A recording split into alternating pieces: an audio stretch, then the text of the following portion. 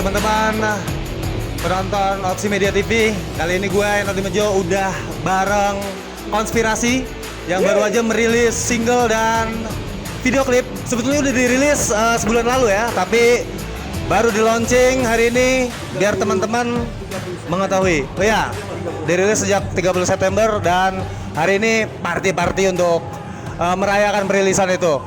Ini di samping gua ada Marcel, Cihaan, ada Romi, ada C, dan ada Meko.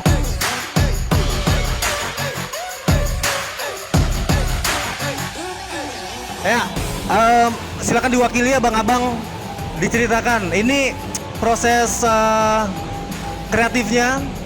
Gua riset dikit sejak tahun 2019 dengan diawali jamming-jamming antara Bang Roms dan Bang Meko. Enggak, sebenarnya kita waktu itu kita emang udah niat mau masuk studio buat bikin materi baru. Dalam seminggu itu kan kita seminggu ya. Kita dalam seminggu kita di dalam grup itu, di dalam grup WhatsApp kita ngobrol gini. Oke, minggu depan kita mulai masuk. Setelah itu gue dengerin album Black Gives Way to Blue-nya Alice in Chains. Dengerin aja iseng, gue dengerin iseng. Tapi ada satu lagu yang judulnya Check My Brain tuh nempel banget di kepala gue.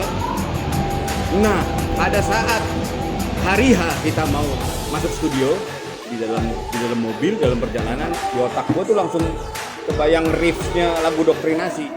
Nggak tahu kenapa gue tiba-tiba kebayang, ya karena pengaruh Alice in Chains juga, tiba-tiba gue kebayang lagu ini.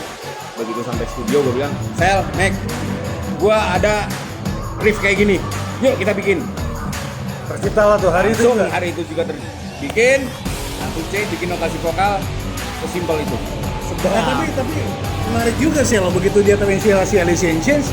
Marcel, lu juga pukulannya tuh Alice in Chains juga nggak sih siapa sebenarnya? Kalau Itu juga inspirasi sama siapa? kalau yang gue ingat waktu itu gue mengikuti flow-nya aja karena memang pada saat itu ketika memang kita sudah berniat untuk sewa studio untuk nge-jam itu gue sama sekali tidak mendengarkan apa-apa sejujurnya. Gue tidak mau mendengarkan apa-apa sama sekali karena gue khawatir terkena dampaknya gitu. Menghindari distraksi yang lain ya. Jadi pada saat itu gue memang meniatkan ketika masuk studio, gue pengen denger apa yang mau diucapkan oleh Romi, apa yang mau diucapkan oleh Meko, apa yang mau diucapkan oleh C. Jadi pada saat itu gue benar-benar menjadi yang mengakomodasikan kepentingan mereka aja gitu. Gue nggak mau terlalu banyak memasukkan ide-ide, apalagi dari hasil pendengaran gue nggak mau gitu. Jadi memang benar-benar dari niatnya kosong aja, pokoknya kita latihan. Udah gitu kan kangen nih, gue udah lama nggak latihan. Iya. Pandemi ya. Udah gitu dari awal juga Sebelum kita, pandemi. sebelum pandemi. Kita nggak usah ini ya, nggak usah terlalu banyak latihan lagu-lagu lama dulu. Kita langsung mulai lagu baru aja, starting fresh aja gitu. Dan itu gua mendapatkan banyak sekali wangsit gitu bahasanya. Karena entah kenapa pada saat itu vibe kita enak sekali semuanya.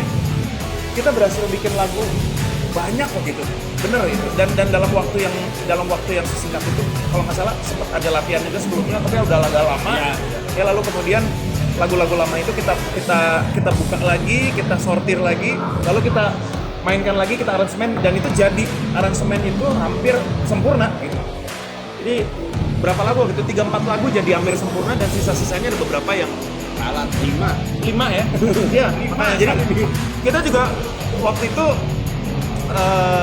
kita udah semakin mantep sih kalau bahwa kita akan konspirasi ini akan jadi sesuatu yang baru, kita akan lahir baru istilahnya gitu ya. Jadi udah semakin mantep dengan ya kita masing-masing, dengan gaya kita masing-masing, kita ngomongin dia gitu ya. Gila ya nih orangnya gitu, emang kurang ajar gitu. Nah, talk about Miko nih, seberapa besar keterlibatan kreatif Bang Meko? Secara kreatif sebenarnya sangat besar keterlibatan gue, karena gue juga terlibat dari awal itu tadi kan, untuk proses brainstorming, jamming itu sendiri. Pada proses brainstorming gue sebenarnya sama kayak Marcel, gue tidak lagi nggak dengerin apa-apa. Mungkin gue lagi dengerin Panceponda waktu itu kalau nggak salah. sama Incognito. Ini lagi kemana-mana sebenarnya. Tapi deep down inside emang gue suka sama rock gitu. Jadi justru gue berusaha untuk memberikan karakter gue ketika jamming. Ya karakter gue ketika Romi punya ide seperti itu, gue ngeluarinnya seperti ini gitu. Dan abis itu ketika masuk dapur rekaman itu sendiri, itu gue lumayan banyak memberikan andil gitu. Karena kan gue yang termasuk memproduksi di lagu Doktrinasi ini gitu. Produsernya dia. Iya, produser. Lama produser. Ya, tapi co-produce juga dari Bapak Marcel, Romi dan C juga gitu. Dan gue juga sebenarnya nggak terlalu banyak kayak minta ini minta itu ketika gue memproduksi konspirasi lagu Doktrinasi ini. Justru gue gimana caranya ya mereka memberikan yang terbaik dari instrumen mereka masing-masing. C dengan vokalnya, Romi dengan bassnya, Marcel dengan drumnya, begitu gue juga dengan gitar gue gitu. Nah, mungkin gini kalau mau tambahin bahwa kenapa Meko tuh menjadi produser, sebenarnya benar-benar kita minta. Kenapa? Karena dia juga jadi co-producer dari solo gue yang di dunia orang dewasa. Jadi kita udah terbiasa secara kreatif atau dari seni tata suara, kita udah percaya juga sama Meko. Jadi waktu Marcel sebenarnya yang menegaskan, Meko produsernya, gue langsung setuju gue. Lu gimana waktu itu? Aklamasi ya. Ya udah. Nah, beralih ke lirik nih. Pasti Kang Chen ya kan yang nulis lirik. Dan Kalau urusan lirik konspirasi, udah kita nggak mau banyak campur ya? Iya aja. Udah. nah, kenapa mengambil tema mengenai terorisme di Indonesia? Seberapa mengkhawatirkan sih terorisme menurut benak lo Kang Chen? Kemarin aja NCT manggung di sini ada surat terorisme kan. Artinya sebenarnya sesuatu ekstremisme itu di Indonesia masih sangat relevan. Tapi inget ya, gue bikin lagu ini tuh pengennya tidak relevan. Semoga tidak terjadi lagi ya. Tidak relevan ini lagi. Karena apa? Kalau relevan, kesannya gue kayak ngedoain bahwa terorisme terus terjadi. Tapi gue pengen menyuarakan bahwa jangan mempergunakan agama untuk membuat kekerasan. Padahal agama bukan kayak gitu. Agama bukan peruntukan itu. Yes. Sejujurnya ya, gue ngomong nih, gue nggak mau ini relevan. Tapi sorry to say, itulah tugas seniman. Seniman itu menyuarakan ironi, dan itu tugas konspirasi. Menangkap fenomena yang ada ya. Betul. Siap. Dan gue kalau misalnya ini relevan, gue bukannya senang malah. Kenapa ya? Selalu terjadi. Justru menyayangkan ya. Kalau boleh nambahin, sebetulnya memang apa yang dibicarakan oleh C di dalam lirik ini kan sesuatu yang ngeri-ngeri sedap untuk kita obrolin sebetulnya ya. Dan mayoritas orang di negeri ini lebih memilih untuk menyembunyikannya di bawah karpet gitu ya. Disapu aja ke bawah karpet. Soalnya baik-baik aja. Iya, disapu di bawah karpet tanpa sadar bahwa itu menumpuk, menimbulkan pertumbuhan bakteri yang masif. Lalu kemudian tanpa perlu dibuka karpetnya semuanya udah menyebar gitu ya, udah kayak kanker gitu. Itu yang konspirasi sebenarnya ingin lakukan, bahwa kita jangan pura-pura nggak tahu gitu loh. Jangan ignorant gitu. Karena gue pribadi terus terang gue mengajarkan pada anak-anak gue untuk jadilah orang yang nakal ya, karena nakal itu juga bisa berarti kreatif ya. Tapi jangan ignorant. Gitu. Ignorant itu masa bodoh ya. Itu menurut gue adalah sikap yang paling menjijikan dari seorang manusia, karena ketika manusia udah sampai ke taraf di mana dia menjadi orang yang nggak peduli dengan sekelilingnya, dia benar-benar manusia yang udah gak ada gunanya menurut gue ya. Sedangkan tugas kita kan manusia itu lu harus punya guna buat sekeliling lu gitu. Kalau udah nggak ada guna, ignorance sih mendingan, kalau menurut gue sih mendingan binasa aja. Api-api perlawanan, resistensi itu bakal menjadi ciri khas benang merahnya konspirasi. Secara karya ya. Akan melawan sesuatu.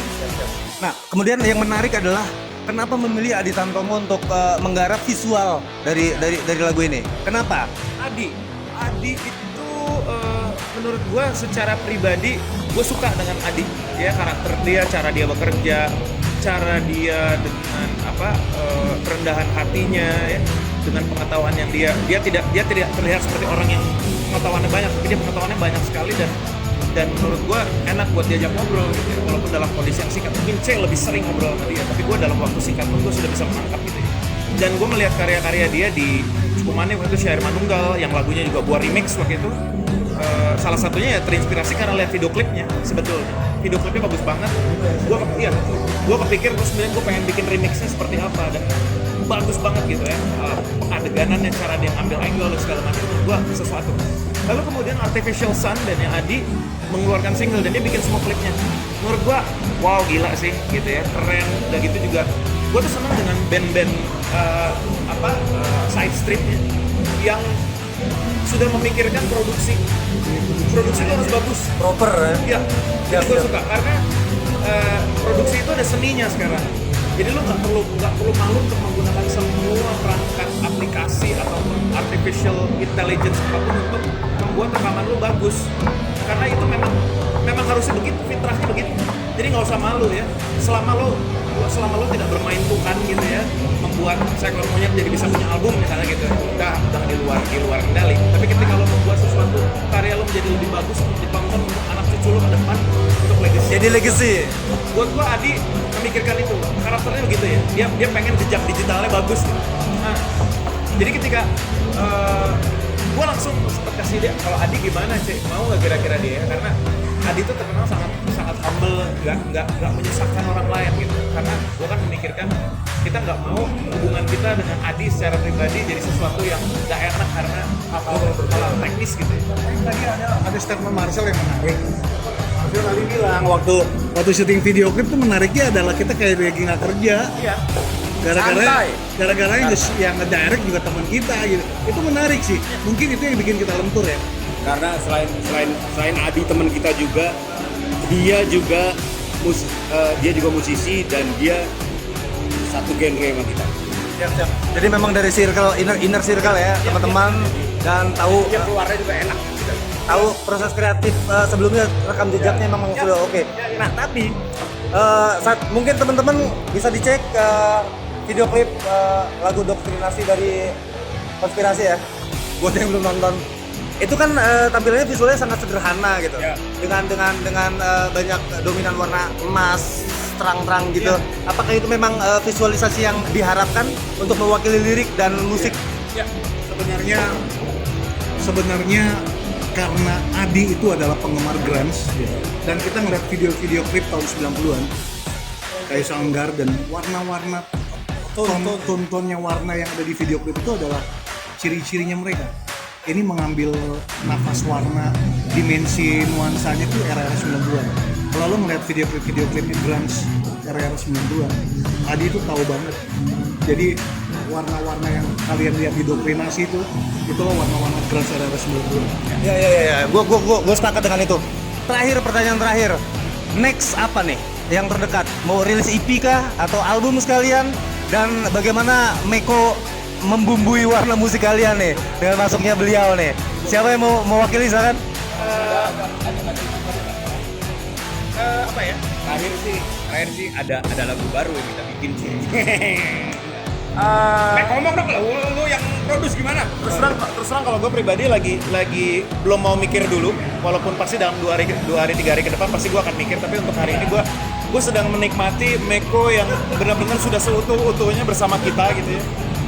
Dan ini adalah sebetulnya ini memang party untuk kita rilis single, tapi sebenarnya ini kayak semacam pesta pengukuhan bahwa akhirnya Meko ada bareng kita ya gitu ya. Dan gue sepakat kita akan gimana caranya menuju kepada album.